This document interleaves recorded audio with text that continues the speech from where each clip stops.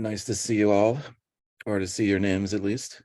Welcome to the Brooklyn Rails Wednesday afternoon online poetry reading series. Today is we've got what is this? The 139th of these Wednesday readings. And today we've got a great lineup put together by Claire Hahn. And we'll be hearing from Claire, Gabriel Dozal, Sophia Terazawa, and Taneum Bambrick. I will introduce the readers in a minute.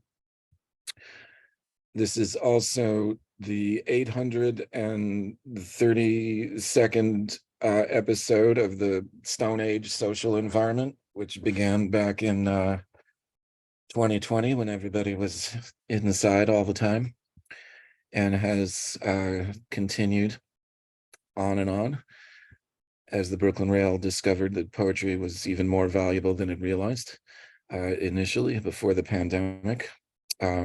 Still working on that a little bit. And my name's Anselm Berrigan, and I work on this series along with Carolyn, Chloe, and Eleanor, and various other folks.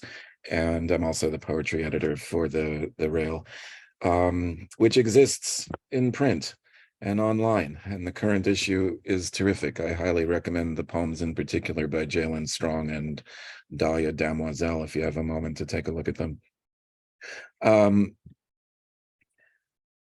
Our first reader, this reading is called Across Lines, Poets Looking to Prose. And we will let the shape of the reading dictate what that title indicates. The first reader will be Gabriel Dozal, who is from El Paso, Texas. He received his MFA in creative writing from the University of Arizona, and his debut book, The Border Simulator, is available from One World/Random House.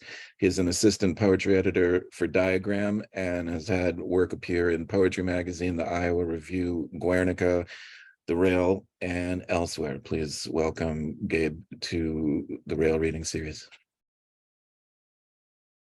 Thanks so much, Anselm. And I don't know if you mentioned this, but I think it's important to say that all four of us, Claire, Taneum, Sophia, and myself, graduated from the University of Arizona. I'm a proud graduate of University of Arizona, and Tucson is just a special place for writers. So, okay, so I'm going to read one long poem and a bunch of shorter ones.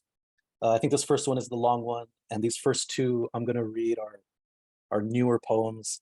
And yeah, here we go. Here are the rituals you can perform to find the border. Customs used to say you were a seer, primitivo, but no, you're a blinder, stalled off in the border's eternal present. I've heard that customs only lets pass those who can see the blind past. The past is lost in the streets of Juarez. Go fetch, Primi. It's our job as customs to help the past find the port of entry. Primitivo loves the grunge stylings of Nirvana, but he's misheard the name. He thinks they're called Hermana.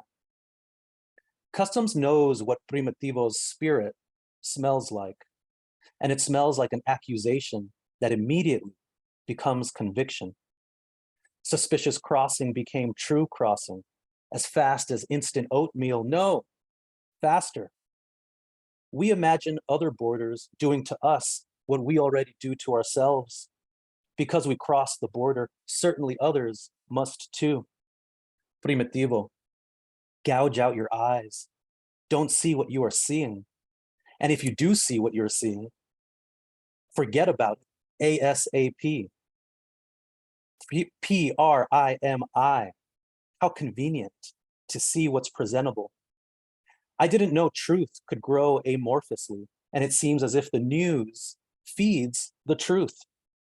This truth is not missing any meals. Or does the news feed on the truth? Well, which is it, Primitivo? You tell us. How tall is the truth? Was there a growth spurt? There is no crisis at the border. There is no crisis in the newsroom. There is no such thing as a cartel. Two realities have trouble staying on the stage at the same time, Primitivo.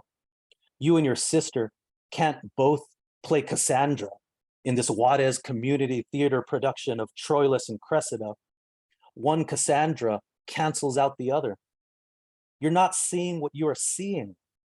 House out your eyes. Us customs pull you in with Primitivo's eyes. Yes, make a house out of your eyes. Turn your eyes into an Airbnb, Primi. Let the public live in your eyes for once, but not permanently, just like you, just like home. There's no place like the border simulator, except, of course, the real border.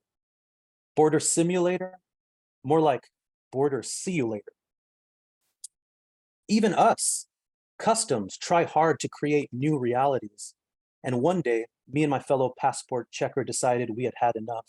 We laid out in the sun like clams, ignoring our duties while the cars honked. The line can wait. My colleague held his phone to the microphone of the border, and over the loudspeaker, the bluegrass stylings of Kentucky Thunder boomed among the honkers waiting in line. And it was only in that moment that I came to realize that I came to believe the dueling banjos thesis, love knocks on mountain peaks. And you knocked on the border for a while, but no one answered your door. Primitivo, look at this photo. It's a photo of you crossing the border. You are already here. Don't you recognize yourself? That's the quiz at the gate of entry. We set loose decades of decades of yearning at the port of entry. The line never ends, and thus our jobs will never end. We'll be in heaven, looking down at our jobs, admiring their efficiency and order. Get on the right side of the border, the side with jobs. You're on the wrong side of the border and the wrong side of history, Primitivo.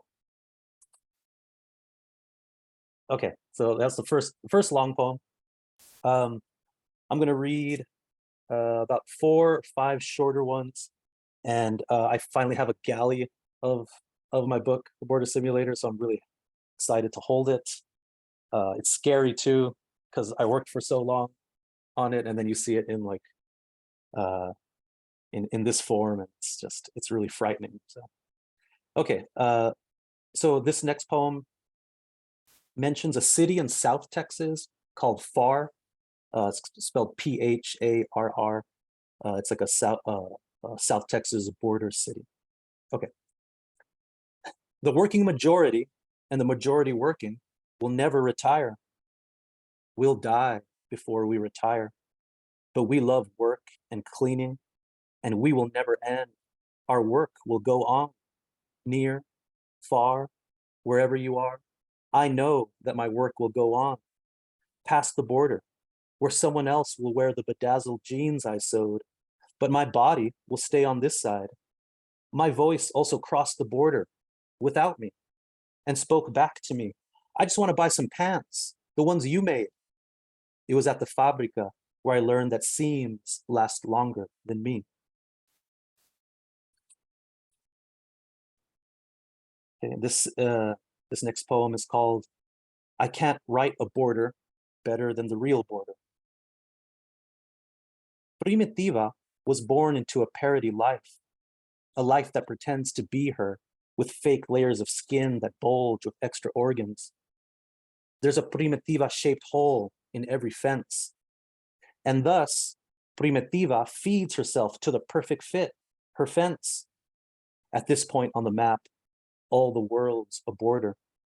And in this one, Primitiva is painting nature. But nature looks a lot like a border checkpoint. She paints one crosser on the bridge, but doesn't like the likeness. She tries to paint over and erase a crosser, but then 2 more arrive in their place. A Hydra-inspired canvas of caravans that's doing their best to stay hydrated. In the dry desert air, you can lose all your salt, even if you're salt of the earth. They say Primitiva is salt of the earth, yet she continues to lose her salt.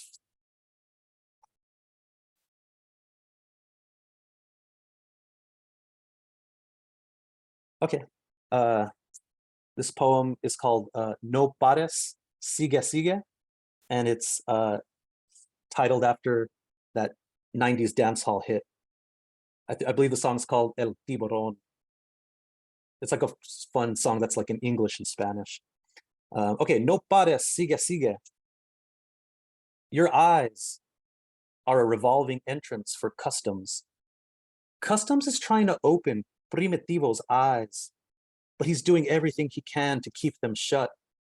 Primitivo sold his ojitos to customs, but now has second thoughts and doesn't want to give them up.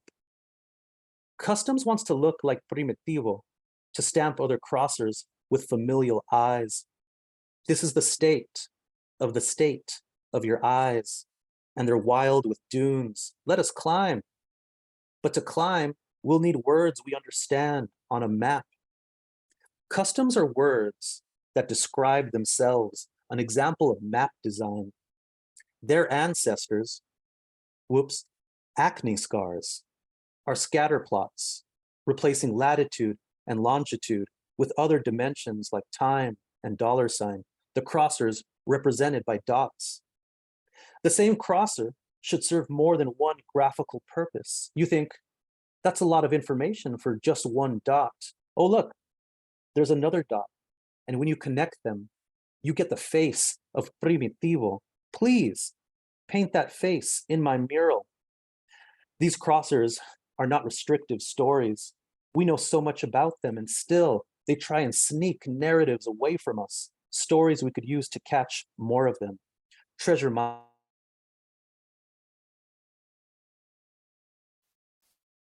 Okay. Yeah. Okay, yeah. I got three more poems, and they're both sort of small.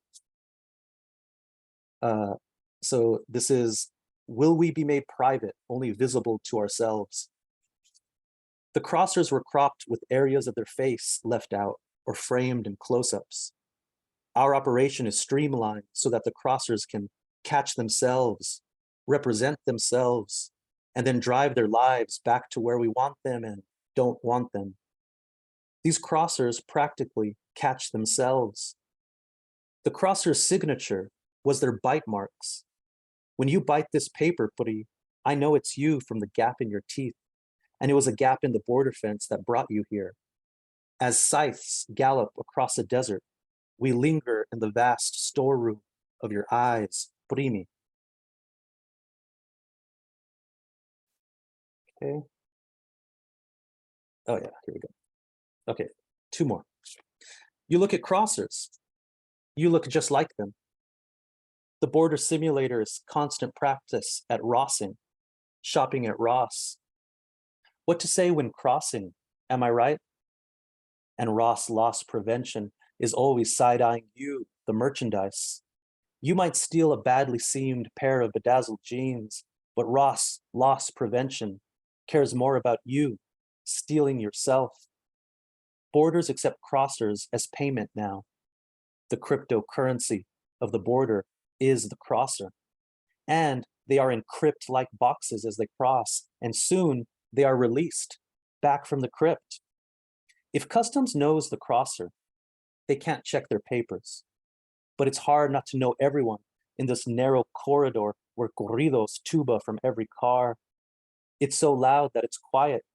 You also don't get old. You just give up on the bridge, waiting next to the same Daewoo for hours, and you roll down your window and start swapping stories about other wait times. On the Mexican side, customs had enough of the line and shouted to all the cars waiting, "Bocina, si no existes." Honk if you don't exist. And all the cars honked. You couldn't even hear your passenger. Okay, and then I promised myself, and then I told Anzum that I would read my Spurs poem. So this is about going to a Spurs game in San Antonio. You go to a Spurs game. The crowd that you're a part of rolls out a canvas above their heads, and it feels like you are in an enclosed space, a roof now over your head. The canvas spells out, "We need a better job." And at this point on the map, At this mesh, you can't be blamed for wanting a job with customs, or can you? There's plenty of blame to go around, so maybe you can soak some up for us. Once a mural, always a mural, some closed-eye visual. The narrative in this composition is you at Ross, buying the clothes you sewed. Thank you.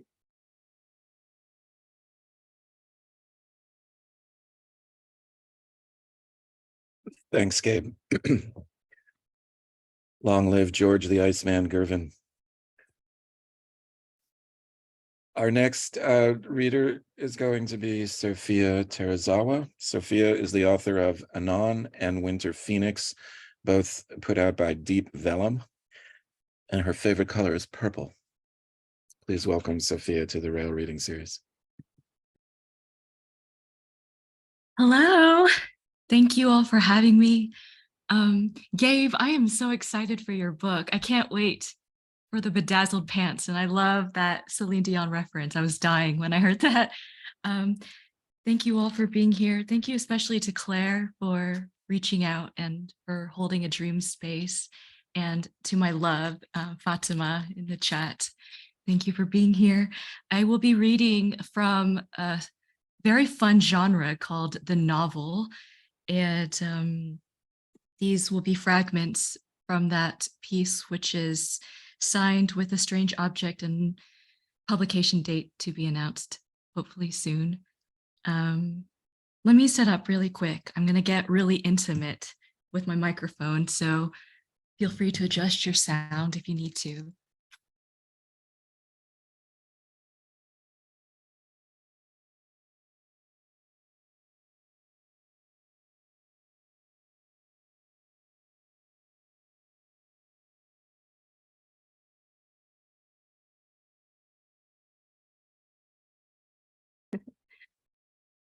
Microphone stand sponsored by Charmin Ultra Soft.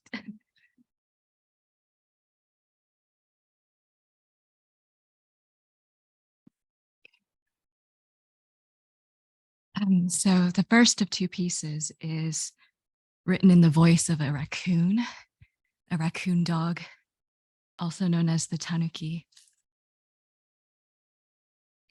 It's for an ancestor. In the 5th year of Keicho, toward the end of its winter season, I found myself in a thick indigo dyed tunic reaching past my knees.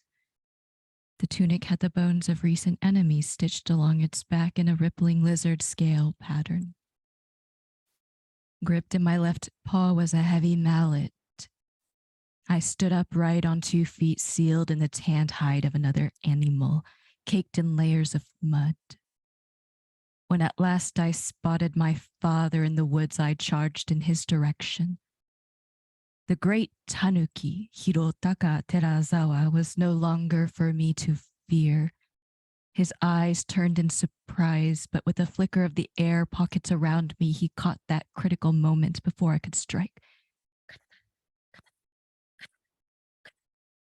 His terrible voice boomed, throwing me back into the pine, and I recalled with a flash of lightning, with my skull banging on hard, unforgiving dirt, how once I was a pup, the smell of blossoms repulsed me.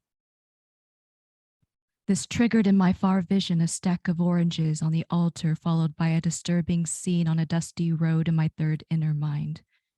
A human wedding procession, its bride in concealment from evil under the bright red parasol.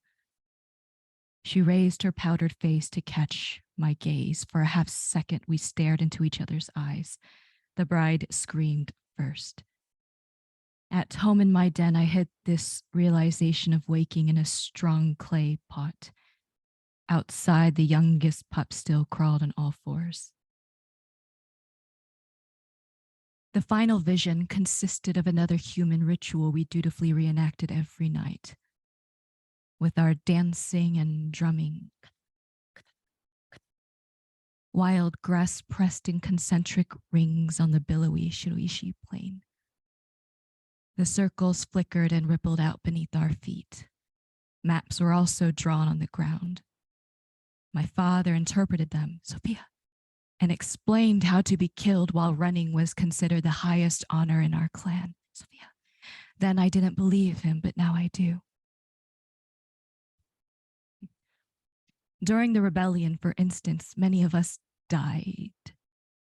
Terazawa turned against Terazawa, Tanuki against Tanuki.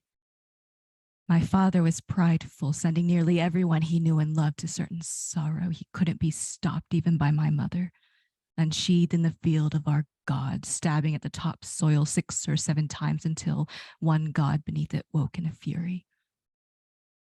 What happened next, I don't remember, but the earth swallowed up my mother. As the records later showed, my father would lead our clan to a near senseless extinction. One spring, after 1,000 years of dying, wisteria bloomed around our fortress in the Bay of Saga.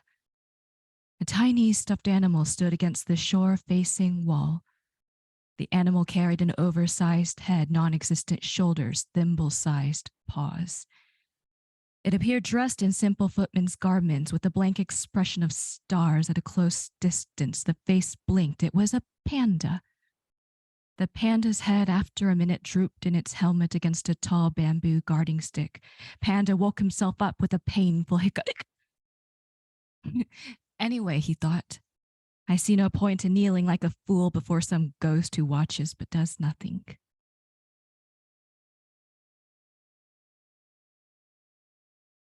Then I will read the second piece.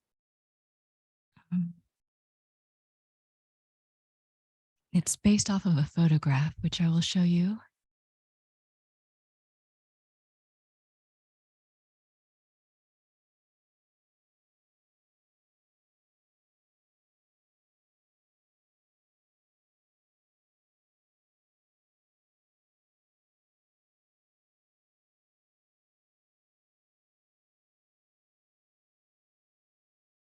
I'd like to remind you that this is a work of fiction.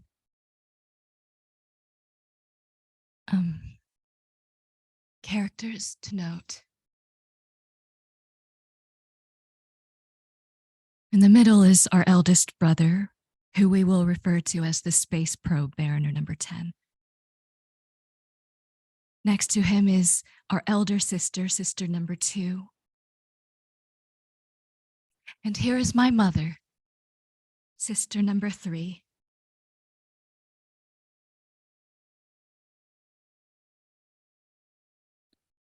On the 3rd day of November, 1973, our oldest brother, Mariner 10, placed a boarding ticket in the outer breast pocket of his dark gray suit jacket. He carried no briefcase, no night bag. We clucked over his hair, smoothing the stubborn black strands to one side with our mother's ivory comb, which we also desperately tried to press into his hand, though the boy refused. His eyes moved about murkily above our heads. There was a crowd sifting toward the plains. Layers of fine dust like eggshell powder appeared to cover almost everything. Our lips tasted of salt, burnt plastic, and an unnamed and bitter gas. No light would pass through our eldest brother's eyes. Not today, we thought. He grimaced when sister number 2 started fussing with the shirt collar over his necktie. It was our father's tie. The second to youngest of 8, sister number 3, Chrysanthemum, burst into tears. Several versions of our brother's departure from the tarmac of Tansan would soon accompany this story. First, Mariner 10 had received news some night before, allegedly of approval to escape. Hence the joyful exit. Overlapping this was another iteration of truth. Our brother bound for a country, raising the fields of our villages, the roofs of our hospital, the schools of our cities, the bridges and the rivers, was intercepted for an undisclosed reason mid-transit and then dumped unceremoniously into an undocumented refugee camp near the Thai border for an indeterminable number of months, learning how to sleep, as one tends to say, with half of both eyes open. Perhaps in the end it was this linen suit jacket that saved our brother's life and granted passage. What the astrophysicists might call a gravity assist technique, where at the curve, velocity in moves along the track of velocity out until one supersedes the other. There are gaps everywhere. To explain it differently, we were school children, girls of only 10 and 14, when our father was set on fire in front of our mother. Years would need to fall away before we could understand what this fully meant for the eldest in our family, with a face holding the precise half of both. Dim was his true name. Or perhaps it was that word night in our language of stars, in the earliest memories of leaving home, in the boundaries of speech which had to uproot themselves finally, decisively, to stumble on 6 thin legs away from the body.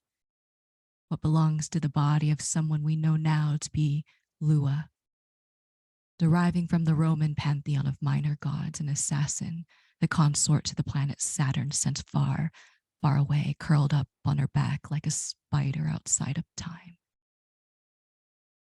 The tawny shape of a ball above the Café Chez Q in Hanoi of 1945. Behind the cinema hall of Cholon toward the south, 1951. Or nearby, attempting to exit an intolerably sunny room of the Victoria down Chanongdao, 1966. To pile in each corner of each event, trembling, folding into the opaque outline of an irregular hexagon, rasping for breath. Our work is done. The planet is dead. Thank you.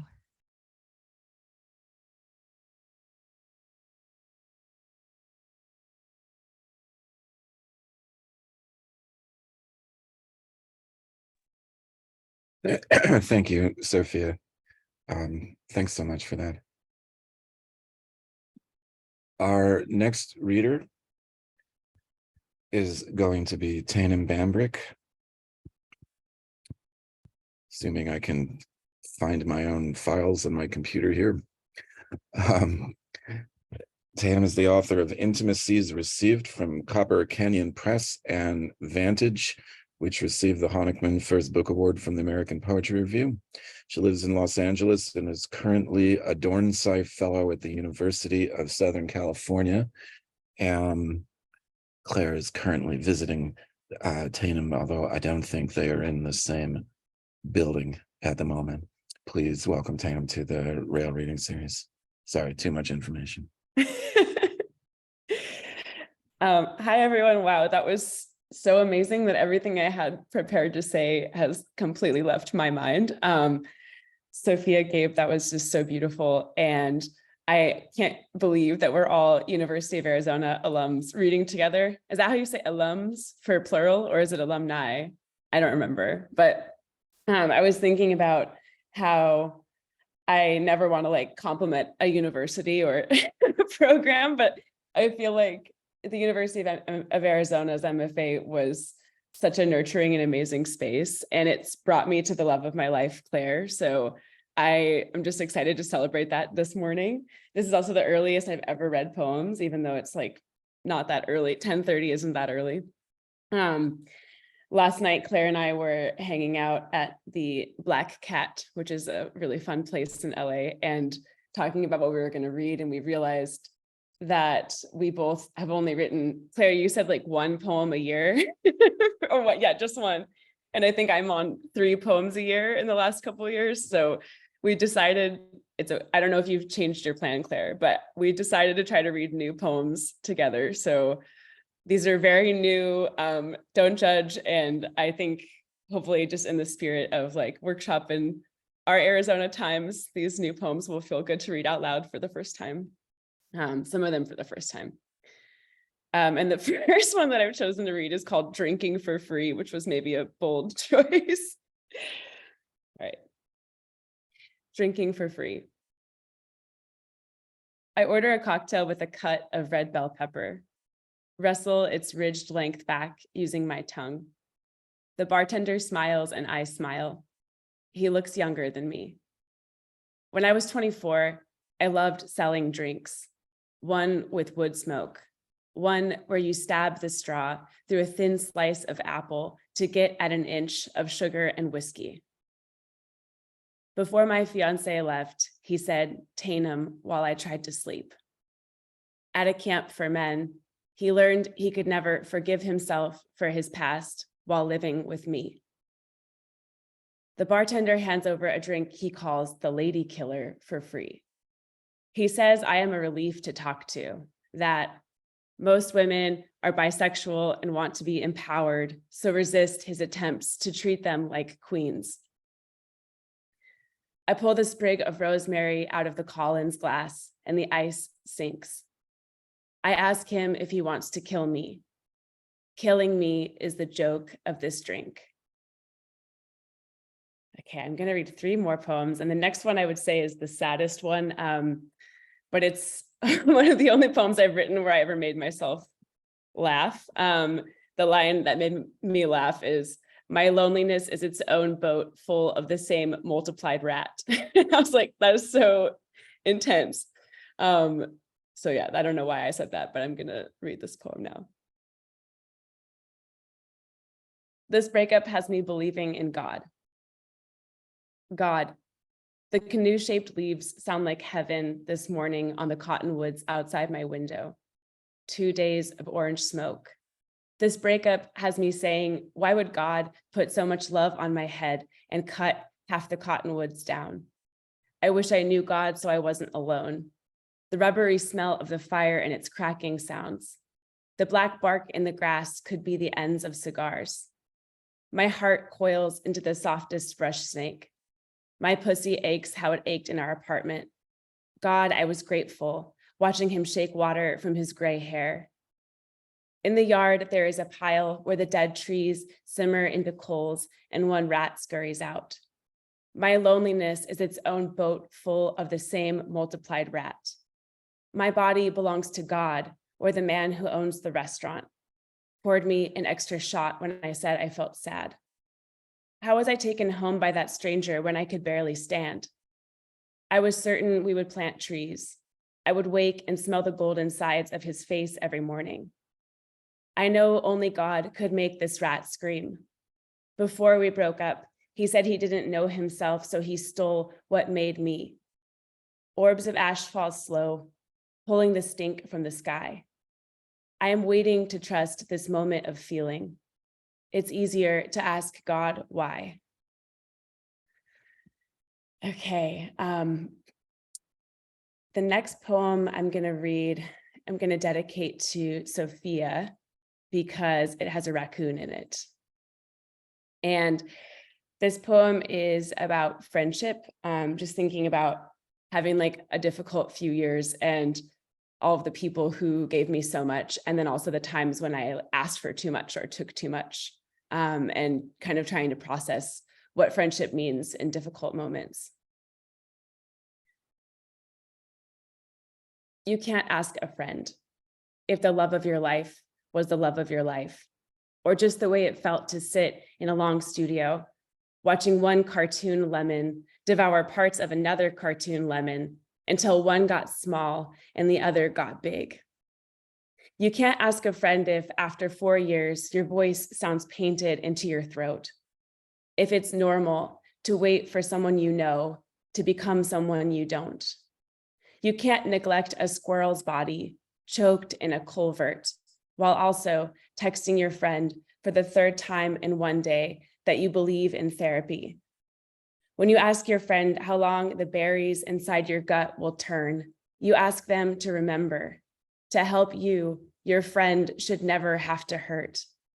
Together, you can go for dinner somewhere blinking in the oak trees, approve all recent nudes, skulls over their nipples, a boat between your knees, order each other bottles of whiskey, the print of 2 raccoons drinking at a table covered in scraps.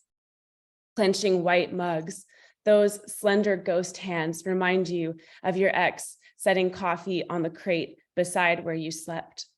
Him setting coffee beside you is something you can clench.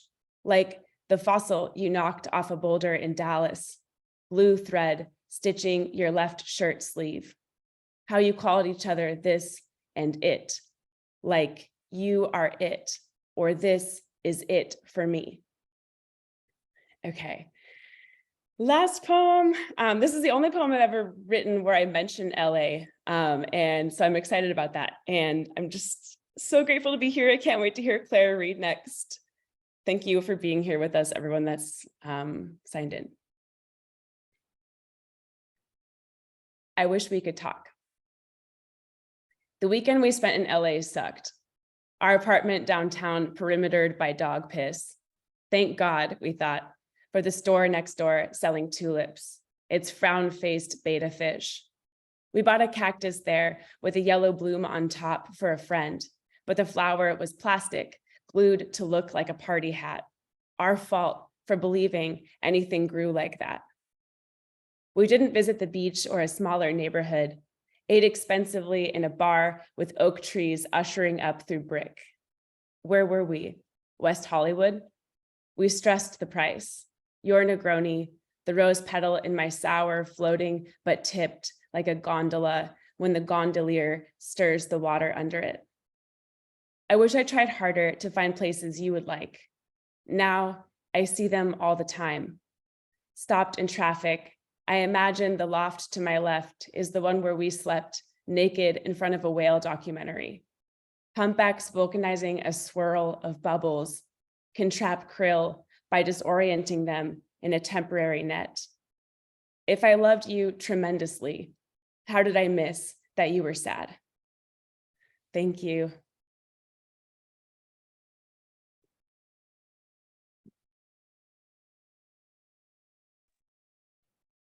Thank you, Taneum. And our last reader is going to be Claire Hong. Claire's the author of Upend, which was published by Noemi Press in 2020 and was longlisted for the PEN Volcker Award. Claire currently lives in Tucson, Arizona, where she works to share arid adapted traditional seeds with Southwest Garden projects. Please welcome Claire Hong to the Rail Reading Series. Thank you. Thank you to the Brooklyn Rail for having all of us, and to Anselm. You were such an influence to me early on, and I still think about things that you said in workshop to this day. So feeling very, very grateful, and that we can kind of string together people through time and space, and very nice to see some Tucsonans in the audience. Yeah, similar. So thank you, Taneum, for setting that up. I'm just going to read 4 poems. I think maybe the only 4 I've written since 2020. So I don't love them, but they're what I got. And I think over the last few years, the music has kind of stopped in my poetry, and I'm trying to write myself unstuck. And in doing so, it's kind of these dense sentences now that I don't really like, but yeah, working through it. I'm going to start with the older ones that have a little more of that music and poetry chatter that I used to have. And they'll like slowly get more dense. So it's just, I guess, a warning. Okay, this one's called End to Want. I want to watch the year's biggest arbitrary moon rise from the hills, though I don't know how logistically. It's always been by chance. I want to be young and on my way from one friend to another, smiling stupidly into headlights. A wren binds its own beak shut, eager for the spider's fly. A man will tell you about his ropes, all the knots he knows. Morning glories open to a sodium vapor street corner. Maybe I was too homely, making cornbread, unremarkable and free nonprofit t-shirts. How when I touched myself with you inside me, you pushed my hands aside and said no. I never went inside the noun and noun stores, just watched people replace people. Any pedestrian understands this. If the feminine of end was and, if I was always this upfront.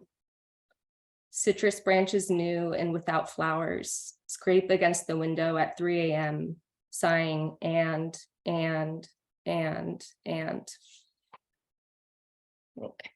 That one I wrote in Oakland when I had moved back to the Bay before moving back again to Tucson. This one's called Temperance, and it's for Taneum because after they read it, they were like, are you a relationship like poet now? Because they're so skilled at writing through the interpersonal and all the nuances and complexities of, I think, being a human with other humans. And I have always avoided that in poetry. So I thought, oh yeah, maybe I'm going to start writing these like relationship poems, but then this was the only one I wrote. Like any Tucson vehicle, your stepfather's truck paint curdled, a collage of white and off-white flames. The city had reformed from a 5-month-long summer. Trash bins melted into each other. Not much to say. I would say license plates out loud. That seemed frequent only because of their infrequency. Alaska, Hawaii. You would affirm with a small sound. When your mother asked my heritage, you cut me off. Didn't matter, wasn't really something. Then you bought a walk. I didn't smoke, but I smoked your cigarettes. Sometimes it felt like enough. We liked all the same poets. Teal, clunky New Balances, blood orange. Ooh, we would say, passing front doors we liked. We both wished we had been scientists. I lived where tempered car glass shattered into harmless pebbles, puddled at the curb. I hovered my foot over the aqua. I feigned a vacation of testing the waters, a fantasy I could explain, laws of thermodynamics, a threshold of empathy where we would venture into error. Are you comfortable in your body? I thought if I said no, you would touch me, side by side on my ugly wall-to-wall carpeting. You said you weren't either, so tall and white. I think I meant I'm at home in my body, but not in the world. You called all your exes they ended for neutral reasons. I inherited a dog who bit your calves. Ow, you would say slowly and forfeit. Sometimes bees stung you when you fed them wildflower patties. It snowed once when you were away pollinating almonds. In my video, you could only tell by how the flakes appeared and vanished on the dog's black fur. You sent a picture of white blossoms for miles, a heaven lowered. You had a talent for moving gently. You called it a lack of ambition. And this one goes out to Gabe, who organized an informal poetry workshop. So I hadn't written a poem that year, so then I had to write a poem for this workshop. It's called Living Quarters. Yeah. The actor cast as an actor rehearses a private smile, souring at the corners. In the vanity, her image triples in front of a film crew in front of the film crew. I like to think I can truly see her, not despite, but exaggerated by her makeup and the clash of her vertically patterned dress against the French floral wallpaper, so unlike flowers, all ornate. The roses in the bouquet rest on the counter of the vanity in a porcelain vase. Some might call china, conflating material with place. I cut a line down the white stem of the cabbage, and when I pulled the stem apart, the inner yellow leaves unlatch willingly, though their intricate complementary folds and the reverberations at my fingertips question this willingness. The protagonist then takes the flower vase and antagonistically holds it above her head. The prop becomes the plot, the flowers a threat. I cut the cabbage halves in half and pull them into quarters, certain this time. The quarters don't become copies of each other, and they don't become opposites either. My dream was dull. I was stuck in a life at a made-up greenhouse along the foothills. I was known and obligated to say hello to the regulars. I put on the previous tenant's lipstick from the uncanceled cosmetic subscription that arrives monthly in the mail. The shade is a clay after sunset, dark with water the roots don't take. On the phone, the Department of Economic Security pop quizzes me on my identity, which I fail, and I am told to call back and try again. I reread the immigration inspector's scripted command that someone point to my great-grandparents' grave sites as evidence of my grandfather's life. A response that the graves, even then, over 100 years ago, were faintly numbered. The cemetery is all fog, lichen rings over etched characters and a view of the mall, scent of ancient fir trees and fast food oil. The hillside swallows the graves, the headstones face down. I'm illiterate in this language of what time wears. Okay, this last one is for Sophia, who recently sent me a beautiful dream that she had. And the poem is called No Wonder, because I've just been having a hard time writing poetry. But when I think of Sophia, I think of all the wonder in the world. And I'm trying to, oh, she's on the ground now. And just how I'm trying to emulate more of that. And yeah, feel grateful to have heard her read today. Oh, this also goes out to Gabe because the bedazzled jeans and the seams last longer than me is just resonating. And I think maybe a lot of your words I end up just kind of like copying in my poems. I thought I had really original thoughts in this poem, and I was like, oh wait, this might be a Gabe Dozal poem. Oh, and also for Taneum for enclosed horses, I think is another image I accidentally took. So thank you all. No wonder. There's a certain lack of shimmer, a silver sequence that once strung the days through. My hand on the neck of the neighbor's horse causes the horse to scratch her side against the twisted ends of the chain link fence. I name the horse Venus because Venus is out the night we meet, though Venus has been witness to many stars, and many stars have witnessed many horses. I can catalog the motion and weighing of every moment as though, through. The physical therapist dry needles the site of pain to remind the brain to heal a year of stagnancy after lifting what was too heavy to lift. Though the yellow dead end signs are too vibrant, gently warning of cul-de-sacs. Though some volunteer mornings counting and packing beans named after stars. It's no wonder this mute laugh of businesses, sensible cremations, joy spa, signs, sequence, not unlike armor stitched with overseas currency, threading my geographies. Through a telescope, I was guided to the exploded star, once visible through blue day. The only name I learn is an acronym for the phenomenon and the year it was seen. An instinct to speak of the dead on their birthdays. Venus is on the horizon at dusk, and 3 ants carry a tortilla chip coated in dust. Tomorrow I will wake again. I will shake the stalks and look at pollen fall through the first light. Thank you.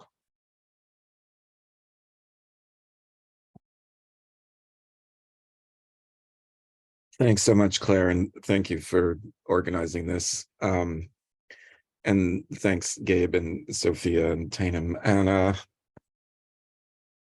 you know how the Clash used to be referred to as the only band that mattered, or maybe they referred to them as themselves